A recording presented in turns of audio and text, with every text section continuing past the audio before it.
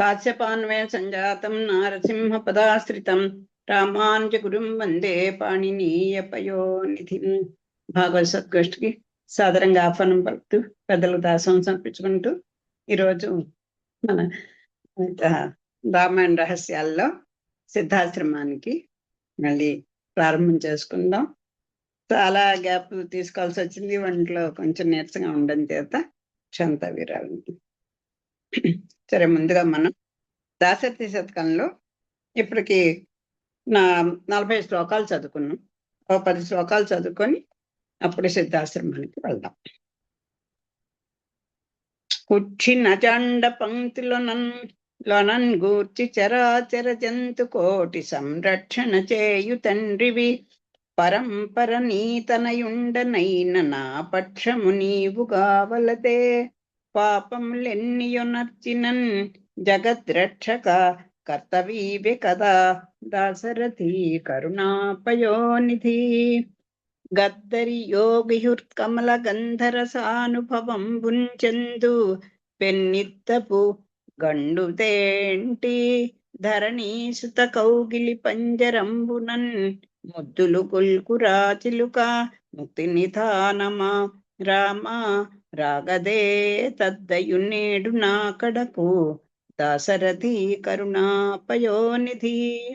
కలియుగ మధ్య కోటికి నిన్గొనరాని విధంబో భక్తవత్సలత వహింపవో చెటుల సాంద్ర విపత్త సవాప్తిన్ కృంకుచోన్ పిలిచినన్ పల్క వింత మరపే నరుడిట్ల నరాదుగాక నీ తలంపున లేదే సీతచర దాశరథి కరుణాపయోనిధి. జనవర మీ కథాళి వినసైపగా కర్ణములందు ఘంటిక నినద వినోదముల్ సల్పు నీచునకున్ వరమిచ్చినావు. నిన్న నయము నమ్మి కొల్చిన మహాత్ములకేమి యొసంగెదో సనందన నుత మా కొసంగుమయ దాశరథి కరుణాపయోనిధి. పాపములొందు వేళ రణపన్నక భూత భయజ్వరాదులందాపగనొందు వేళ భరతగ్రజమిమ్ము భజించు వారికిన్ ప్రాపుక నీవు తమ్ముండు ఇరుపక్కయలంజని తద్విపత్తి సంతాపము మాన్పికాతువట దాశరథి కరుణాపయోనిధి. అగణిత జన్మ కర్మ దిరితాంబుదిలో బహు దుఃఖ వీచికల్ తెగిపడ ఈదలేక జగధీధవ నీ పద భక్తి నావచేన్ తగిలి తరింపన్ కోరితి పదం పడి నాదు భవం భయంబు మాన్పవే తగదని చిత్తమందిడక దాశరథి కరుణాపయోనిధి. నేను నరించు పాపములనేకములైనను నాదు జిహ్వకున్ పానకమయ్యే నీ పరమ పావన నామము తొంటి చిల్క రామా ననున్ కావు మన్న తుది మాటకు సద్గతిన్ చెందె కావునన్ దాని ధరింపన్ కోరెదను దాశరథి కరుణాపయోనిధి.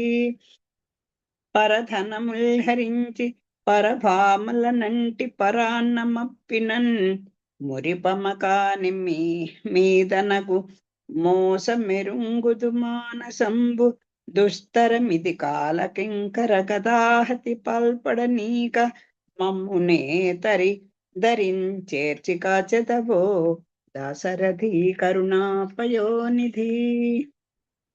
చేసితి ఘోర కృత్యములు చేసితి భాగవతాపచారముల్ చేసితి అన్య దైవముల చేరి భజించిన వారి పొందునే చేసిన నేరముల్ తలంచి చిక్కులు పెట్టకుమయ్యా అయ్యా నీ దాసుడనయ్యా భద్రగిరి దాశరథి కరుణాపయోనిధి.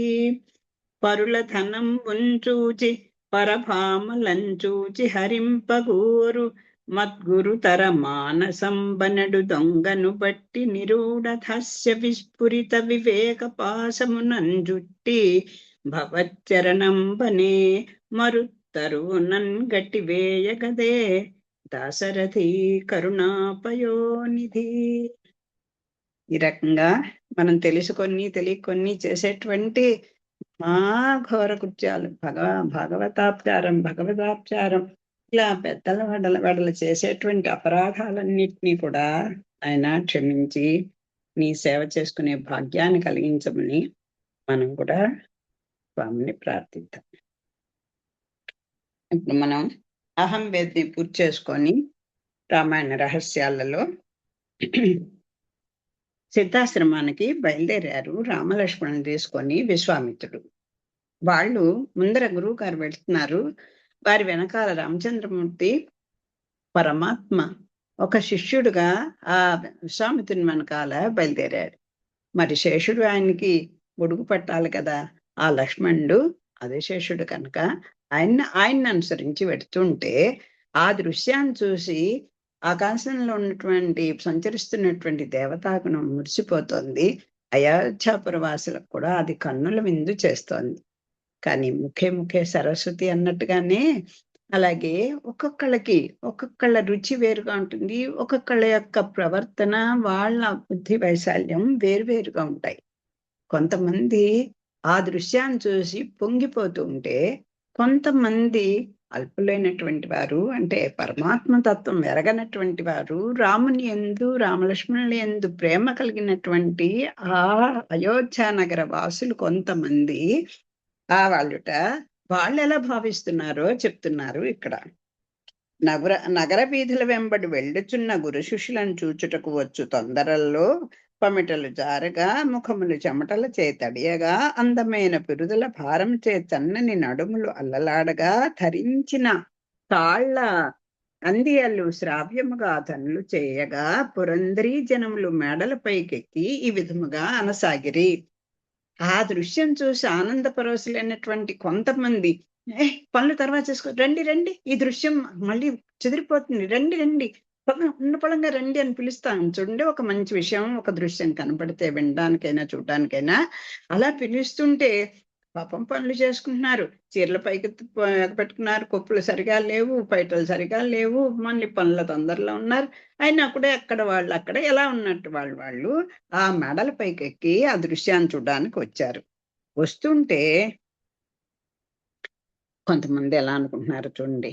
మన రాజకుమారులు తన్ను అనుసరించి వచ్చుటకు ఈ ముని అవయవములను బిగపట్టి శ్వాస బంధించి తపస్సుతోనూ ఉపవాసములతోని ఎన్నో వేల ఏండ్లు గడిపి ఉండవలను. ఎన్నెన్నో దానములు ధర్మములు చేసి ఉండవలను. మరెన్నో పుణ్యకార్యములు చేసి ఉండవలను. మన వశిష్టము అని చెప్పిన సత్యమేగును. ఇతడు ఎన్నో మహామంత్రములతో అస్త్రములను కూర్చి దాచి ఉంచినాడట. వాటిని అన్నింటినీ మన రామచంద్రునికి ఇచ్చుటకే వచ్చినట. కానిచో తన యజ్ఞభంగము చేయు రక్కసులను అతమార్చుట వానికి ఒక లెక్కలోనిది కాదట అని కొంతమంది ఇలా అనుకుంటున్నారు. మనం అక్కడ వరకు చదువుకున్నాం. అని కొంతమంది అనుకుంటున్నారు, అయ్యో సుకుమారులు సుందరములైన మన రాచబిడ్డలన్నిటిలో పాదములు నువ్వగా నడిపించి తీసుకొని పోచున్నాడే, వీనికిది తగునా? ఈ ముని దర్పముగా తన గడ్డపు కొనలను పైకి దువ్వగానే మన మహారాజు భయపడి పాదముల పడి మ్రొక్కి మాట్లాడలేక పంపమని అడిగిన వెంటనే తన బిడ్డలను పంపుటకు ఒప్పుకొని ఉండును. కానిచో ఈ ఋషి వెంట అడవులకు ఏ తండ్రి తన బిడ్డలను పంపును? మూరుడి మీసము బారుడు గడ్డముతో ఈ ముని మన రాజపుత్రుల పాలిటి శనిగ్రహమై దాపురించనే. చూడండి ఆ ప్రేమ పాశం అనేది ఎలా అనిపిస్తుందో. మహానుభావుడు ఆయన, ఒక మహాముని అని తెలుసు, వశిష్ఠుల వారి ద్వారా కూడా విన్నారు. అయినా కూడా ఆ ప్రేమ చేత ఇలా అనుకుంటున్నారు, వీడెంత ఆశాపాతకియో శీఘ్ర కోపియో వీని గతమే చెప్పును. ఇట్టువాడు ఇంకొకడు కనిపించడు. ఇట్టువాడు ఇప్పుడు ఒక మునిశ్రేష్ఠుడుగా నెంచబడుచున్నాడు. పూర్వము ఎన్ని వేల ఏండ్లో రాజరికం వెలగబెట్టి ఉండినట. ఒక ఆవు కొరకై మన వశిష్ఠ ఋషి ఎన్నో చిక్కులు పెట్టినట. అటువంటి వాడినాడు రామచంద్రునికై మన ప్రభువునెదుట చేయి చాపిననగా ఇదేదియో మర్మం లేదు కదా. ఏమిటి, ఆయన అంత గొప్పవాడైతే తన యజ్ఞం తనే చేసుకోవాలి కదా. అమ్మో, దీంట్లో ఏదో మోసం ఉంది, ఏదో ఎత్తుగడతోటే వచ్చాడు ఈయన. పాపం భయపడిపోయి ఈయన చెడు అయినా మనం విన్నాం కదా! మనకు తెలుసు కదా! మన వశిష్ఠుల వారిని ఎంత బాధలు పెట్టాడో మనకు తెలీదా? కానీ దీంట్లో ఏదో ఉంది. పాపం ఆ రాజు భయపడిపోయి పంపించేశాడు అని కొంతమంది అనుకుంటున్నారు. మన రాజపుత్రులా కాలు కింద మోప ఎరుగని సుకుమారులు నడవవలసినదా ముళ్ళు రాళ్లతో నిన్న అడవి బాటల వెంట. ఈ మునియో ఎన్నో వేల ఏండ్ల నుండి వాని వెంట తిరిగి తిరిగి రాటు తేలినవాడు. ముండ్లు మోడులు రాళ్ళు రప్పలు ఎండలు వానలు శీతము ఉష్ణములకు అలవాటు పడినవాడు. ఈ మోటువాడు రాచబిడ్డలపై జాలి మమకారం చూపున వాటిని కన్నవారి ఎందే గాని ఇతరుల ఎందు ఎదురు చూడలేము. కన్న తల్లిదండ్రులకైతే అయ్యో ఎండలో కళ్ళకు నాన్న, అయ్యో కాలు కాలిందా, అయ్యో నాన్న చెప్పులు వేసు ఎన్నో చెప్తాము, బాధపడిపోతాం, గొడుగు పట్టుకెళ్ళంటాం, ఎన్నో చేస్తాం. రాళ్ళు రప్పలు ఉన్నటువంటి ఆ అడవుల మార్గాల్లో ఆయనేటే రాటు తెలిపాడు. ఈ చలికి ఎండలకి వీటన్నిటికీ ఆ ద్వంద్వాలన్నింటికి ఆయన అతీతుడు. కానీ ఎందుకుంటుందండి ఆ మునికి వీళ్ళ మీద అన్న ప్రేమ ఉంటుందా? అది తల్లిదండ్రులకైతే ఉంటుంది కానీ ఏమిటో అని అనుకుంటున్నారు కొంతమంది. ఈ ముని మాయల మారి ఏదో పన్నాగంతో వచ్చి ఉండును. ఆయనను ఈ బాలురు యజ్ఞ పాయసాన్న మహంచే కలిగిన వారు కావున తల్లిదండ్రులు ఇయ్యగలిగిరి. కానిచో తనకన్న సంతానమును ఏ తల్లిదండ్రులు మమకారం లేక ఈ మునికి అప్పగించి అడవులు పాల్చేదురు. తమ అనువారు లేని ఈ పశువారి పాటులకు కడుపు తరుగుకొని పోచున్నదే. చూడండి ఎంతటి మాట అనేసారు చూసారా. ఇప్పుడు సవితల్లి ఉందంటే తల్లిదండ్రులు అయితే తల్లి వేరే వాళ్ళని చేస్తుంటారు, తండ్రి వేరే వాళ్ళని చేస్తుంటారు, ఎన్నో రకాల చరిత్రలు మనకు తెలుసు. వీళ్ళ ఆఖరికి ఎలా మాట్లాడుతున్నారు రామలక్ష్మణుల మీద ఉన్న ప్రేమకి ఇదొక పరాకాష్ట అండి. వాళ్ళు అంటున్నారు ఏదోలేండి, ఏదో యజ్ఞాలు యాగాలు చేస్తే ఆ పాయస పాత్రల వల్ల ఆ రాణులకి పుట్టిన పిల్లలు వీళ్ళు. నిజంగా 9 నెలలు మోసింది పాపం ఆవిడ కూడా. కానీ సొంత బిడ్డలు కాదు కదా! ఏదో భగవత్ ప్రసాదంతో ఏదో యజ్ఞ ప్రసాదంతో పుట్టిన వాళ్ళు కదా! అంచేత వాళ్ళకి ప్రేమ ఉండదులేండి అని అనేస్తున్నారు పాపం. కౌశకుడు ఈ పసివారిని అడవులలోనే నదీ జలముల ముంచును, ఏ పడియల నీరు త్రావించును, ఏ బట్టలను కట్టించును, ఏ వ్రేళ్లను దుంపలను ఆకులను పచ్చకాయలను తినిపించును, కానిచో వస్తువుల పండబెట్టును, ఏ మోడులు ముండ్ల మీద నడిపించును, ఏ కటిక నేలలపై పరుండబెట్టును, ఇంకను ఏ తిప్పలు పెట్టును కదా అని. ఏమిటి అసలు ఊహించుకుందుకు భయం వేస్తోంది. ఏమిటి అడవుల్లో ఆ నార బట్టలు కట్టుకోమంటాడో, ఎక్కడ దుంపలు ఆకులు అలవలు తినిపిస్తాడో, ఎక్కడ పస్తులు పెట్టేస్తాడో, ఏ కటక నేల మీద పడుకోబెట్టేస్తాడో, ఇంకా దాంతో సరిపోయిందా ఇంకా ఎన్ని కష్టాలు పెడతాడు. ఈ సుకుమార సుందర బాలుడా రాక్షసులు మట్టుపెట్టువాడు, ఈ బాలురా యుద్ధములు చేయువారు రాజ పరిజనములైన ఇది తగదు పంపవలదని చెప్పరైరే. రాజైన కాదనక అంగీకరించినాడే. రాణులను మైనపు బొమ్మల వలె ముని వెంట వెళ్ళు బాలుని చూచియు చైతన్యహీనులట్లు నిలిచినారే. ఒక్కళ్ళకైనా ప్రేమ ఉండాలి కదండి. ఆ పురజనులు అందరూ ఎలా ఆ మంత్రి శ్రేష్ఠులు వాళ్ళందరూ ఏమైపోయారు, ఆ గురువులందరూ ఏమైపోయారు, తల్లిలకు కూడా ఆ మాత్రం ప్రేమ లేదే, తండ్రి కూడా భయపడి పంపించేస్తున్నాడే. అయ్యో అయ్యో ఏమనుకోవాలి అని అనుకుంటున్నారు. మా రాముడు అని అహరము పలవించునెంతయో మమకారం పెంచుకున్న కైక వాని ముద్దు ముచ్చటలనియు తానే తీర్చుకైక వాన్నంటినీ తెంచుకొని రాముని వనములకు పంపుతున్నదనగా ఇందేమియో ఆంతర్యమున్నదో. దీనికి మించిన వింత రాముని కన్న తల్లి కౌసల్య కోపము తాపము నిరసనలేమియూ చూపక కన్న బిడ్డను అడవులకు పంపుచున్నది. ఇక సుమిత్రయ ఆ అమ్మ ఎటువంటి ప్రేమ వాసనలకు శోకని కర్మయోగిని కదా అనవారి ఆదరాభిమానములకు నోచుకొనని రాఘవులు అడవుల పాలు కాక ఏం మగుదురు. ఇక్కడ ముగ్గురు తల్లుల్ని చక్కగా వాళ్ళ మనోభావాలు ఎంత చక్కగా చిత్రించారు చూడండి. ఈ వాల్మీకి యొక్క ప్రతిభకు తార్కాణం ఇదే. ఆ కైకకి ఆ తల్లి కంటే కౌశల్య కంటే కూడా రాముణ్ణి అంత ప్రేమిస్తుంది, అంత ప్రేమ. ఇక ఒక క్షణం రాముణ్ణి చూడకుండా ఉండలేనటువంటి స్థితి కైకేది. కానీ ఆలనా పాలన అంతా 24 గంటలు రాముడి రాముని యొక్క కాలం పాలన, ఆయన యొక్క ముద్దు ముచ్చట్లే ఈవిడికి. అలాంటి ఆవిడ అంత ప్రేమను పెంచిన ప్రేమ ఎక్కువుంటుందండి తల్లి ప్రేమ కంటే. అంతలా పెంచిన ఆ తల్లి పంపించేస్తోంది ఏమీ మాట్లాడకుండా అంటే, అమ్మో! ఏదన్నా ఎత్తుగడ వేసిందా? చూడండి భవిష్యత్తుని ఎలాగా కవులు ఒక్క చిన్న మాటలో చెప్తారో. ఇక తల్లి చూస్తే కన్నబిడ్డ ఆహ్, క అసలు ఆవిడకేం కోపం లేదు, తాపం లేదు, ఏమీ లేదు. అవేమి బాధ రాలేదు, కోపం రాలేదు. అయ్యో! ఏం చేయగలను ఇది లేదు. అలాంటి అడవుల పాలు చేసేసింది ఆవిడ. ఇహ సుమిత్రక ఆవిడసలు కర్మయోగి. భగవంతుడిని నమ్మకం ఏది ఎలా జరిగితే అని చెప్పేసింది కదా! ఆ అడవే నీకు అయోధ్య అనుకో, రాముడే తండ్రి తల్లి అనుకో అని చెప్పేసింది కొడుకుని పంపుతూ ఆవిడ. అలాంటి వాళ్ళు కదా! అని అనుకుని పాపం ఇలా ఉంటే తల్లులు అడవుల పాలు కాక బిడ్డలేమవుతారు. ఆహా! మన రాజు ఎంత ప్రేమ లేనివాడో. పోనీ తప్పనిసరి బిడ్డల్ని మునివెంట పంపవలసి వచ్చిననుకొనను వారిని రథముల పైననో, గుర్రముల మీదనో, ఏనుగుల మీదనో పంపక అడవి బాటల వెంట కాలినడకన పంపినాడు. రాజునికి వాహనములెన్నియో ఉన్నవి కదా! తలచి చూడగా అన్నియు చోద్యములే. ఒక్కటి కాదండి. ఇక్కడ దీంట్లో జరుగుతున్న విషయంలో ప్రతి చిన్న పాయింట్ కూడా మనం ఇలా చెప్పుకోవాల్సిన దానికి ఉపయోగపడేదే అని అనుకుంటున్నారు. ఏం చోద్యం, ఏం చోద్యం. రాముడెక్కడనో ఒక్కసారి ఇలా హ్మ్, బయటకి వెళ్ళాలంటే బ మంది మార్బలాన్నిచ్చి, సెక్యూరిటీనిచ్చి, రథాలనిచ్చి, వెనకాల పరివారాన్నిచ్చి ఇలా చేస్తాడు కదా! ఆయనకన్నా తక్కువండి? బోలెడు పరివారం ఉంది. బోలెడు మంది ఉన్నారు. మరి ఎవరినన్నా సహాయం పంపించవచ్చు కదా! అలా కాలిబాటను పంపించడం ఏమిటి? అన్నీ వింతగానే ఉన్నాయి. ఏమమ్మా! మీ మాటలు మరింత చోద్యములైనవి.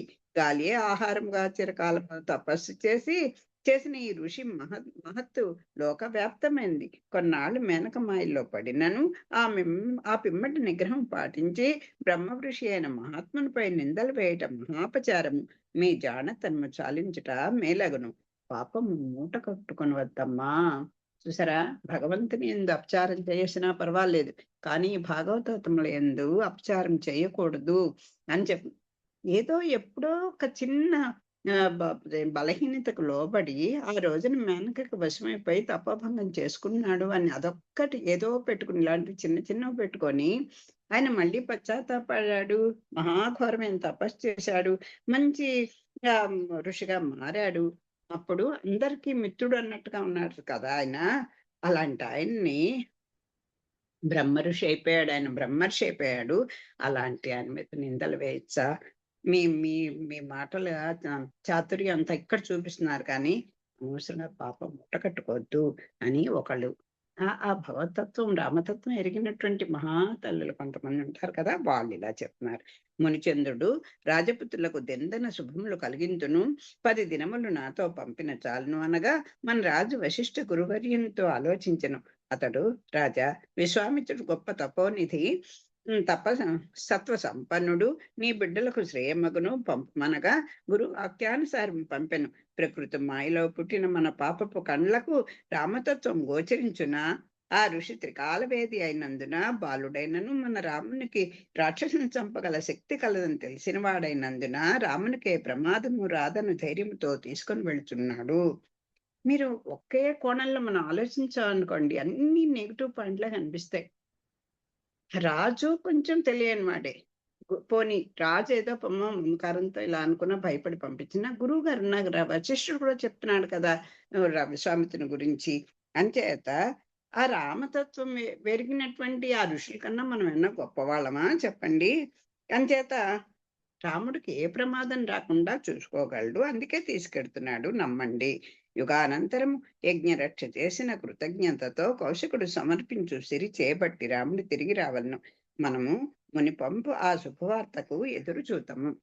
ఆయన ముందర చెప్పి మరి వెళ్ళాడు కదా! రామతత్వం నాకు తెలుసు అన్నాడు. నా యజ్ఞ కార్య పరిసమాప్తి అయిన తర్వాత ఎంత సిరినిచ్చి పంపిస్తాను అన్నాడు. సంపదలు ఇవ్వగలడు. సాక్షాత్తు లక్ష్మీదేవిని సీతమ్మను కూడా వెంట పెట్టుకునే వస్తాడు అనేటువంటి భావం కనపడేట్టుగా ఒక శుభవార్తతోటే వస్తాడు మన రాముడు. తిరిగి అలాగే పంపిస్తాడు విశ్వామిత్రుడు నమ్మండి అని రామతత్వం ఎరిగిన కొంతమంది చెప్తున్నారు. ఇట్లు పురి పురంధరులు పలుకు పలుకులు పాము చెవులు గల లక్ష్మణుడు విని అట్టే నిలువగా కౌసల్య సుప్రజా రాముడును ఆగి తన తామర రేకులు వంటి విశాల నేత్రములు ఎత్తి చూచెను.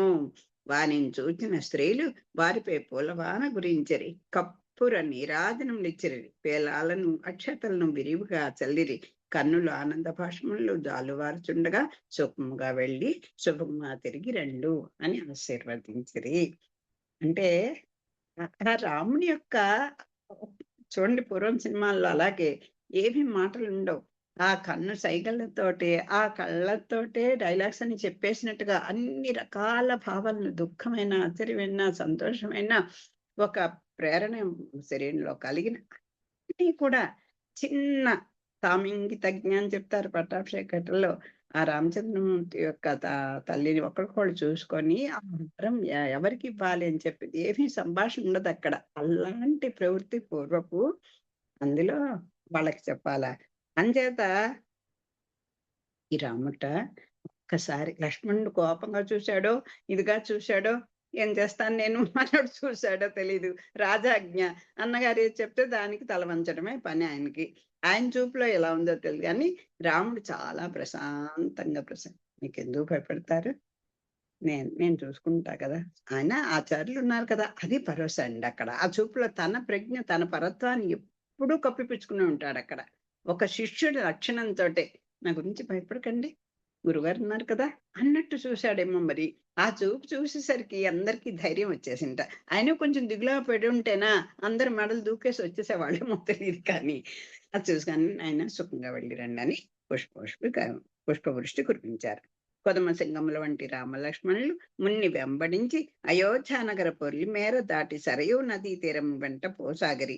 ఆకాశ సంచారులే దేవతలు స్తోత్రం చేయగా వినుచు తలలు పైకెత్తి వారిని చూచూ వెళ్ళిరి.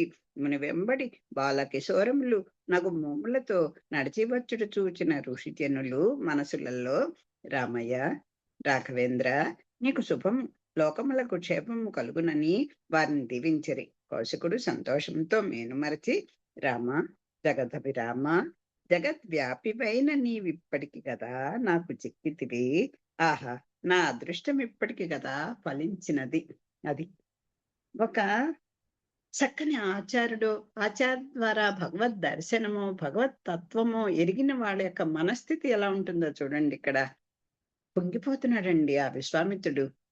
స్వామి, జగద్రక్షక, రామచంద్ర, పరదైవమైనటువంటి నువ్వు నాకు శిష్యుడుగా నా వెంట వచ్చి ఇన్నాళ్ళ నా తపస్సు, అంటే ఈ జీవుడికి కావలసినటువంటిది ఏమిటి? పరమాత్మ దర్శనము, ఆయన చేరుకోవడము, ఆయన తత్వాన్ని పాడడము, వినడము, వండడం, ఇదే కదా ఈ జీవలక్షణం కావాలి.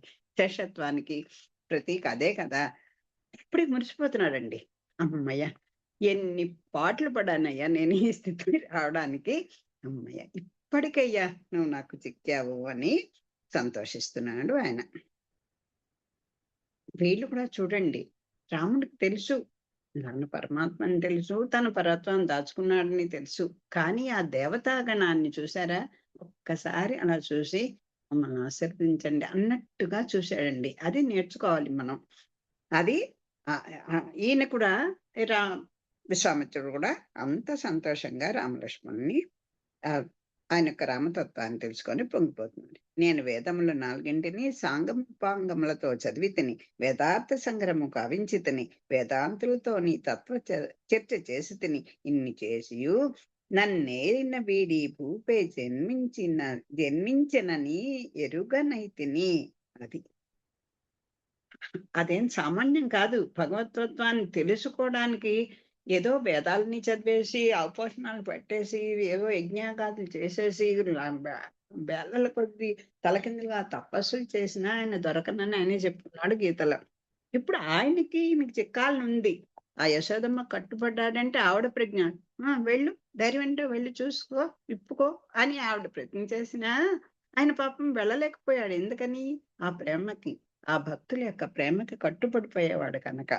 అలాగా ఇప్పుడు ఇంత చేశానయ్యా, కానీ ఒక నర రూపంలో పరుడమైనటువంటి నువ్వే ఇక్కడికి ఇలా వచ్చావు అని నేను తెలుసుకోలేకపోయాను. వాల్మీకి కూడా ఇదే కదా, నరుడు ఎవరు అని అడిగాడంటే ఆయనకి రామనామం తెలుసు, రామనామ మహత్యం తెలుసు, రాముడే అంటే ఆ పరుడు ఈ జగత్తుని రక్షించడానికి, దుష్ట శిక్షణకి, శిష్ట రక్షణకి మానవ రూపాల్లో వస్తూ ఉంటాడని తెలుసు కానీ, అందుకని విచారంగా ఉన్నాడు. అప్పుడు నారదుడు వచ్చి చెప్పాక అప్పుడు భగవతత్వాన్ని ఎరిగాడు కదా! అలాగా ఇప్పుడు ఈయన అనుకుంటున్నాడు. నన్నేలిన వీడి భూమిపై జన్మించినని ఎరుంగనైతిని. నువ్వే ఆ జగత్ రక్షకుడివని, నువ్వే ఈ మానవ రూపంలో వచ్చావని అని ఇన్నాళ్ళు తెలుసుకోలేకపోయాను. నా వెనక వచ్చుచున్న నీవే నా దైవమని, ఆ శ్రీహరివని, లోకముల సృష్టింపను, పెంపను, లయంపను సమర్థుడవని తెలియనైతినే. అయ్యో! సృష్టి స్థితి లయ కారకుడివి నువ్వే అని నేను ఇన్నాళ్ళు ఎరగలేకపోయింది. నా తపన ఇప్పటికి నెరవేరింది. ఆయనకి రామతత్వం తెలిసింది. అందుకే అహం వేద్మి అని చెప్పాడు. నాకు తెలుసయ్యా ఆయన రాముడు ఎలాంటి వాడో నాకు తెలుసు అని చెప్పాడు. నేనిప్పుడు నిశ్చయముగా చెప్పగలుగుతుంది. నన్ను మించిన ఋషి ఈ లోకమున ఎందునూ లేడు. అది అప్పుడు మనిషి ఆడండి మహామనీషి, ఆయనండి మహా ఋషి, ఆయనండి వేదవేత్త అంటే ఆ వేదాల్లో ఉన్నటువంటి విషయాలు కానీ, ఆ వేద ప్రతిపాద్యుడైనటువంటి భగవత్ తత్వాన్ని కానీ ఎరిగినవాడు కదా!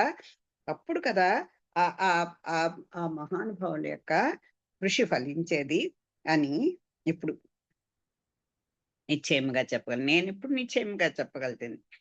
అదయ్యా నా జన్మకి చాలు. నాకు ఇంకేం అక్కర్లేదు అని చెప్పి అని అనుకుంటున్నాడు. నన్ను మించిన ఋషి ఈ లోకములో ఎందునూ లేడు. నాలో నీపై దాగి ఉన్న ప్రేమ ఫలించింది. ఎంత ప్రేమో తెలుసా నీకు నీ మీద నాకు.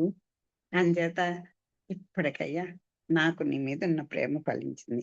లక్ష్మీరమణ, నారాయణ, దయాసముద్రమును ఎదలో నింపి ఉన్నవాడా, ఆర్తులను రక్షించువాడా, నీ లీలా వైభవంలో మునిగిన భక్తులను ఉద్ధరించువాడా, నీ మాయను నేటికి కదా అధిగమించి నా కన్నుల గట్ట చేసితివి. అదిగో ఆయనే చెప్పాడు. నన్ను ఆ ఆ స్థిత ప్రజ్ఞత కలిగిన వాళ్ళే నా మాయను దాటగలరు అని చెప్పినట్టుగా ఇప్పటికి కాయదయ్యా నేను నీ మాయకి దాటి నిన్ను నేను నా దగ్గరికి చేర్చుకోగలిచాను అని అంటున్నాడు. అది నువ్వే అన్నిటికీ నీ కృపతో నువ్వు కరుణా సముద్రుడు కనుక నన్ను నా మీద నీ ప్రేమతో నా వెనకాల నువ్వు వచ్చావు. రామ నేటికి నీ అవతార రహస్యం తెలిసింది. దాన్ని హరుడైనను బ్రహ్మయ్యనను ఎరుగరు. దశరథునికి తెలియలేదు. ఇహలోక సౌఖ్యములే గాని నీ తత్వం తెలియలేదు. వశిష్ఠమునికి కొంత తెలియగలిగెను. నీపై దృష్టి నుంచి నేను ఎరుగగలిగితిని. పద్మనేత్ర, జగదాధార, సముద్రమంతటి ఏ అంతటి దయకు నిదానమైన వాడా, రాఘవ రావయ్యా, నా వెంట నడిచి రావయ్యా. ఇక్ష్వాకు వంశమణి, క్షత్రియ వంశ దీపక, రావయ్యా, నా వెంట నడిచి రావయ్యా. దివ్య మహిమ కలవాడా, సద్గుణధామ, ఆశ్రిత కల్పవృక్షమా, రావయ్యా. ఆహా, పరమాత్మ నా వెన్నంటి ఉన్నాడు. ఆహా, ఏమి ఈ కౌశకుని భాగ్యము అని తనలో తను ఇలా మురిసిపోతున్నాడండి. ఎవరు నీ అవతార రహస్యం నాకు ఇప్పుడు తెలిసిందయ్యా. ఆ ఆ ఆ రుద్రుడికి కానీ, ఆ బ్రహ్మగారికి కానీ పూర్తిగా నీ అవతార రహస్యం తెలియలేదు. దశరథుడికి అసలే తెలీదు. ఎందుకంటే ఈ మమకారం అనేటువంటి ఒక పాశల్లో ఉన్నాడు కనుక ఇహసౌఖ్యములే తప్ప నీ యందు ఆయనకి నువ్వు పరుడువని దశరథుడికి కూడా తెలియదు. వశిష్ఠుడికి ఏదో కొంత తెలిసిందిలే. నీ నేనే ఎవరు ఎరగగలరు? నీ దృష్టి నీపై దృష్టి ఉంచి నేను ఎరుగగలుగుతాను.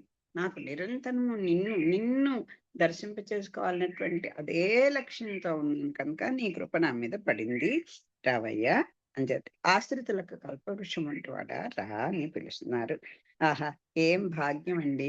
స్వామి సాక్షాత్ పరమాత్మ నన్ను నా వెనకాల నువ్వు నడుస్తు, నువ్వు ముందుండాలి, నా వెనకాల నువ్వు వస్తున్నావు నాయన. ఇది కదా భాగ్యము. కోశక, దేవేంద్రునికి దొరకని అదృష్టము నీది. బ్రహ్మకు లభించని వాత్సల్యం నీకు లభించింది. రుద్రునకు లభ్యము కాని సేవా భాగ్యం నిది. పరమాత్మ ఈ గాధుజుని వెంట నడుచుచు పూర్వం ఎవరికి కలిగెను? గౌరవము పూర్వం ఎవరికి కలిగెను? భోగి శయనుడైన శౌర్యే రామావతారమెత్తి నన్ను చేరిన గదా.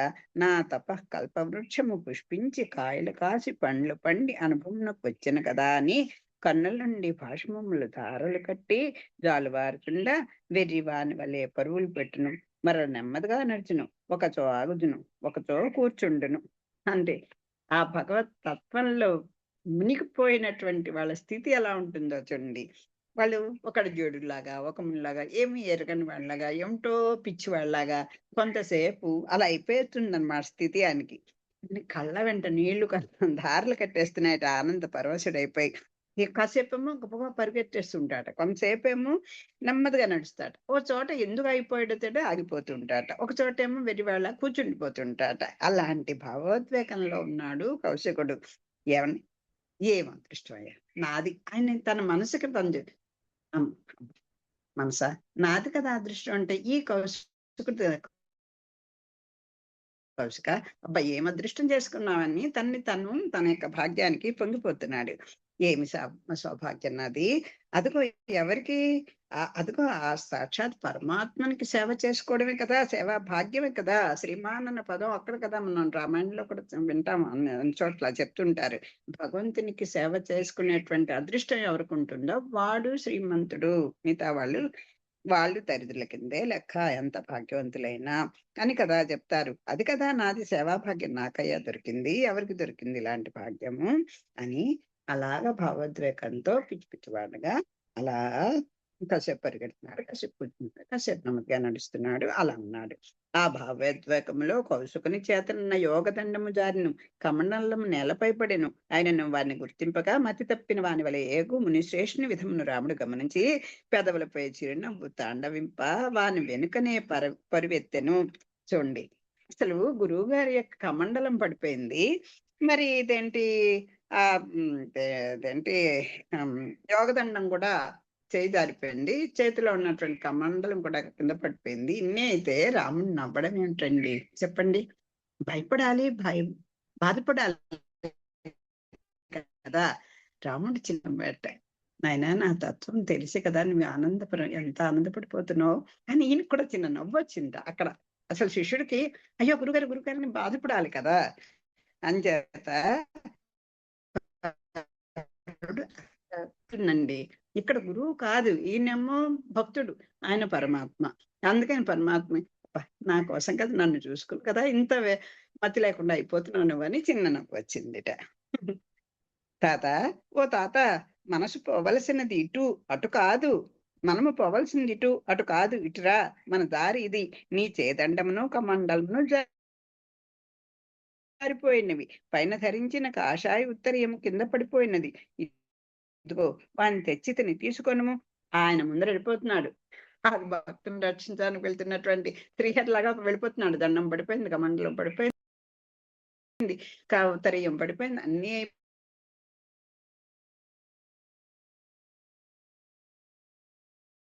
అని చెప్పుచూ తన ఎంట నిలిచిన రఘుని చంద్రుడు చూసి విస్మయం శిష్య లక్షణం ఇది కదా.